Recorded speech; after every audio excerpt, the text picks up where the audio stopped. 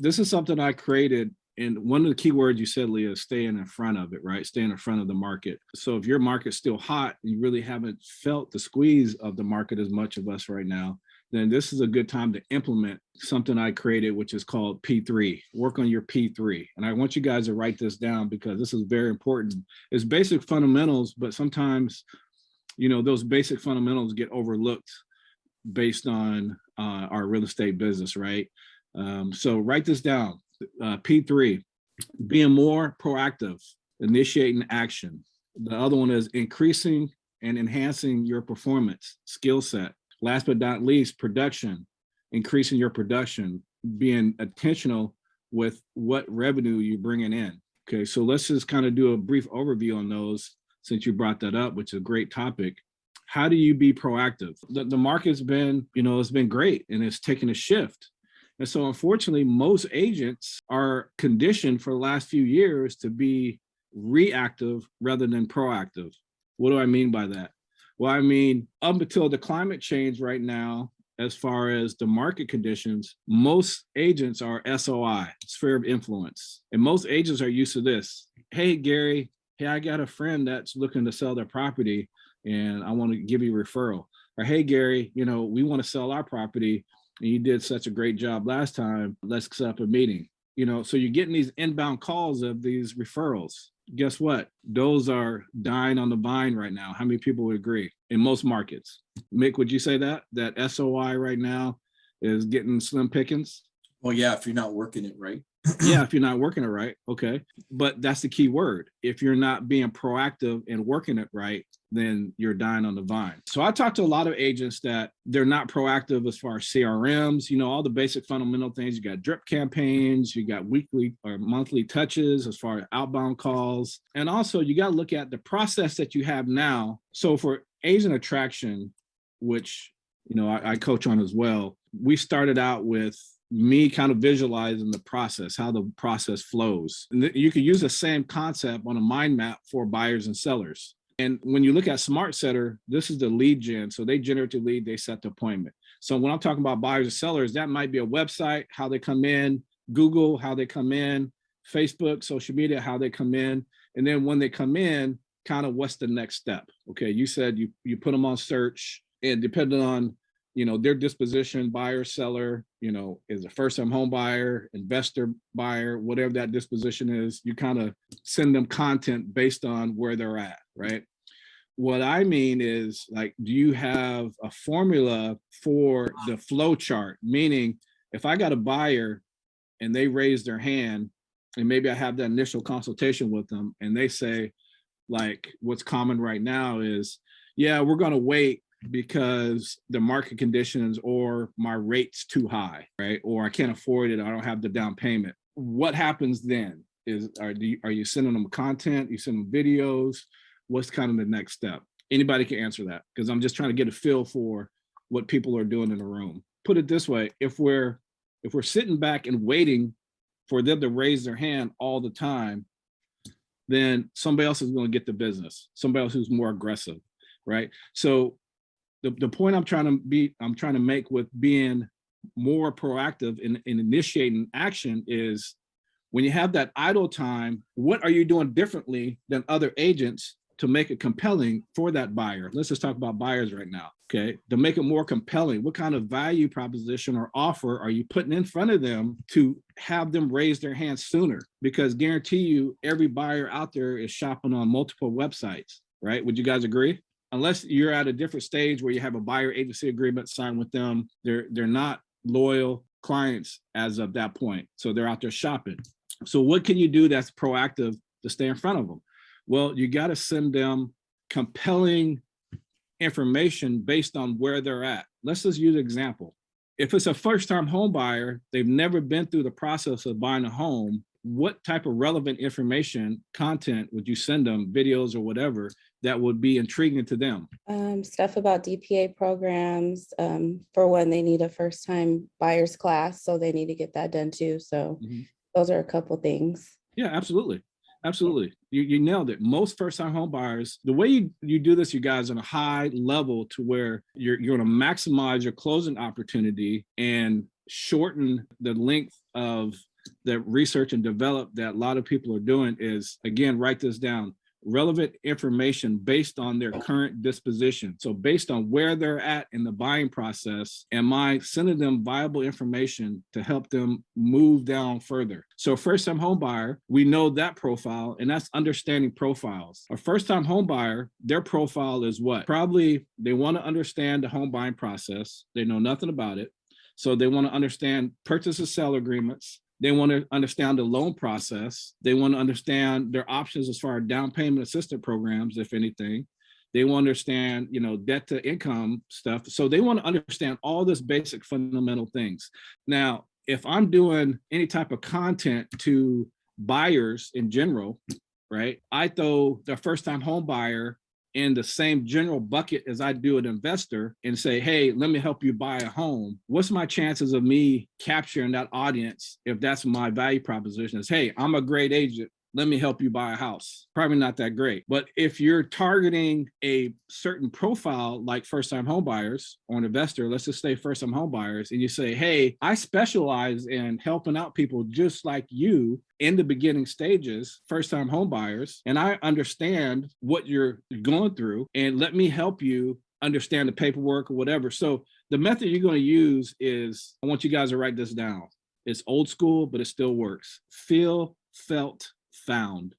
Understand, I feel your confusion. I feel your pain. A lot of people in your same scenario that we've helped have felt the same way. What we found is by coming to this first-time home buyer class or by sitting down with an experienced agent that knows how to deal with first-time home buyers, what we found is we help them out with ease in the process. Feel, felt, found.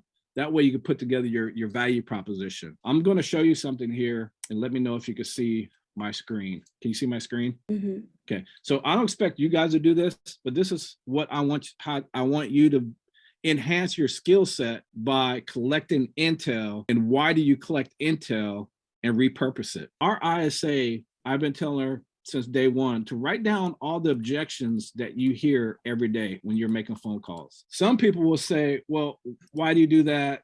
That's micromanaging. That's whatever.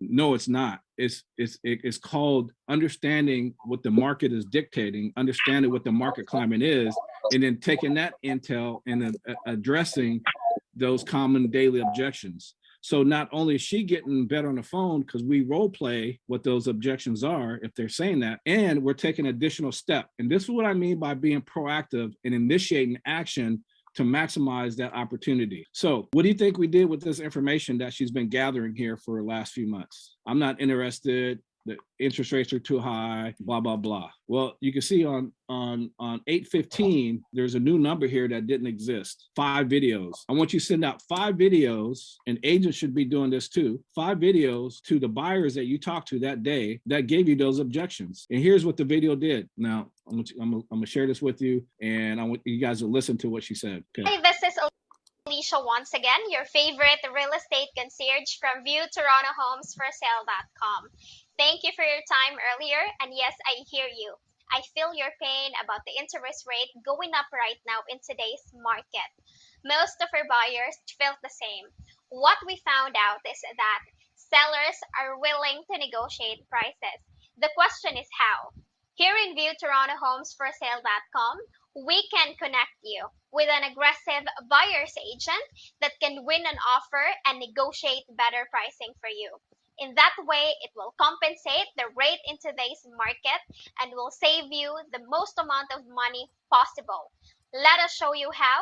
Message us and let's get you started.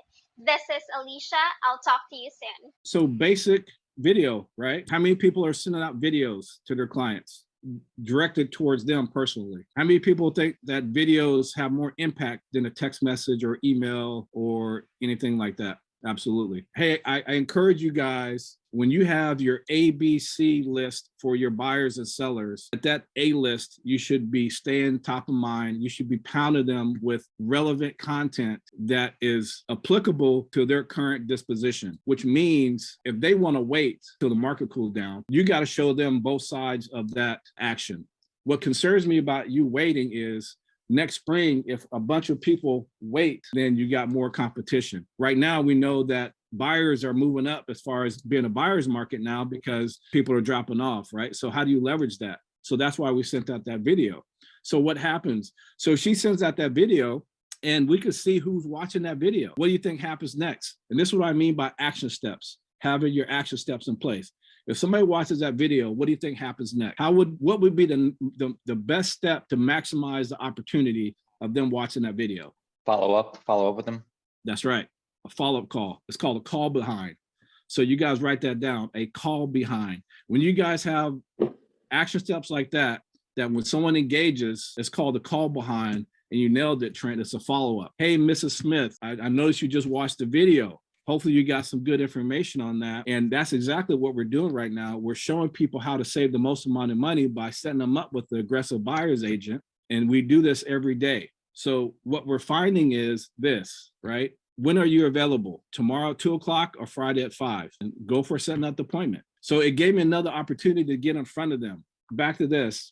When we say initiate actions, sometimes we have to initiate extra steps so we can maximize that opportunity. Another example, and I'm just using examples that we're implementing and what we're doing, so you guys may be doing something different. So we have an appointment setter in the GTA area, Canada area, Alicia, the one you just saw in the video. She sets up appointments for buyers and sellers through Sync, our CRM, when they raise their hand or have a question or whatever. So she dials through there, she makes appointments. The appointment is set, say like for Friday at 2 o'clock, and she'll sign it to an agent. Most agents, what they do is they wait till Friday to call the appointment. And what happens usually, if the appointment was set today on Monday, and you have almost, you got 5 days for that appointment to cool down, what usually happens? You get a no-show. So what extra step can we add in there to maximize that appointment? I'll tell you what we're doing. So we had an investor that she set an appointment for. So not only did Alicia call and introduce them, via text, but I have the agents text the investor, hey, Mr. or Mrs. Smith, I'm excited about having an appointment with you. By the way, I have a lot of experience dealing with investors. What typically is your best strategy? Do you buy and hold or fix and flip? And if you buy and hold, do you do multifamily, single family, and kind of get a conversation going? The reason I'm asking these things is because I want to put together a strategy for you. I specialize in dealing with investors just like you. Okay, no matter what they do, you guys are the expert, right? So you're always going to specialize in whatever they need. I specialize in finding investors just like you, investment properties. So when we meet on Friday, I want to have a customized strategy for you for exactly what you're trying to accomplish. So now that you made that text message and maybe led to a preliminary phone call or email, do you think that investor, did you just increase your chances and maximize the opportunity of that appointment showing on Friday? Yes or no? Trent, I saw you move your head. What do you think? Yeah, I said yes. Yeah, exactly. Yes, you just gave them something compelling and a reason to show up on Friday because you got an offer. You're exchanging your offer for opt-in. So in a nutshell, you guys, if you're not being proactive in initiating and implementing new steps to your process, it's going to be hard for you to keep up with the agents that have better skill set than us or you, right? And win that business, right? Before, there's agents and business, right? There's a lot of business, this many agents. Now, guess what? You see the shift? So now you got agents fighting for less business. Who's going to win? The ones who are scale and have a process, treat it like a business. That's right. The ones who treat it like a business